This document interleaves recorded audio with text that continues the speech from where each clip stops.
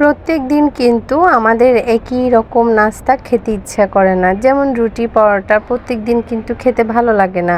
এজন্য আমি আজকে নুডলস ভাজি করব, কোনো সস টস কিচ্ছু দিব না, জাস্ট এমনিতে একদম লাইটভাবে ভাজি করব। কারণ যেহেতু সকালবেলা এমনিতেই অয়েলি একটা জিনিস, তো এই জন্য আমি চাচ্ছি না যে কোনো সস ইউজ করতে।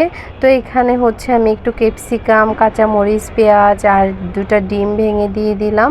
আর এখানে নুডলসের মধ্যে যে মশলাটা আছে সেটা দিয়ে আমি শুধু জাস্ট নুডলসটা ভাজি করে নিয়েছি। তো এই যে এখন আমি খেয়ে নিচ্ছি।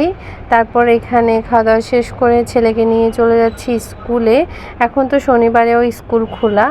তারপর এখানে স্কুল থেকে আসার পরে হচ্ছে আমি একটু রান্নাবান্না করে নিচ্ছি।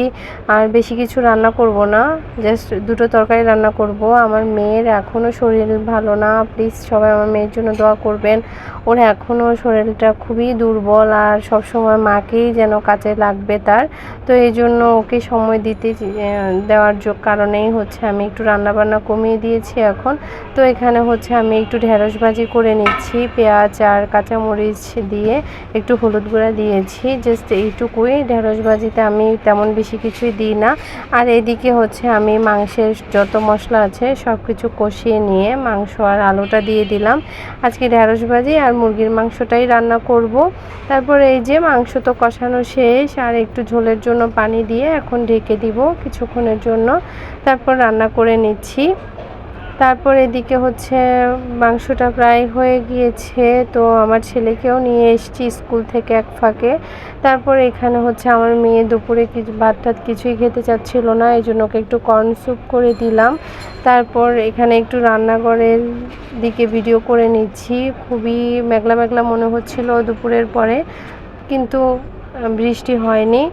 তারপর এখন বিকেলবেলা সবাই কি খাবে, তারপর এখানে আমি একটু মোগলাই পরোটা বানিয়ে নিচ্ছি ফাঁকিবাজি করে।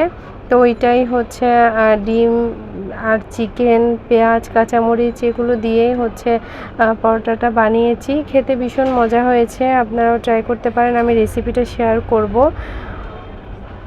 তো এই ছিল আজকে আমার একটা ছোটোখাটো ব্লগ। কেমন লেগেছে অবশ্যই জানাবেন, আর ভালো লাগলে আমার ভিডিওগুলো বেশি বেশি করে শেয়ার করবেন, আর আমার পেজটা ফলো করবেন, আমার ইউটিউব চ্যানেলটা সাবস্ক্রাইব করবেন। আপনাদের এক একটা কমেন্ট, এক একটা লাইক আমাকে সামনের দিকে এগিয়ে নিয়ে যেতে সাহায্য করবে।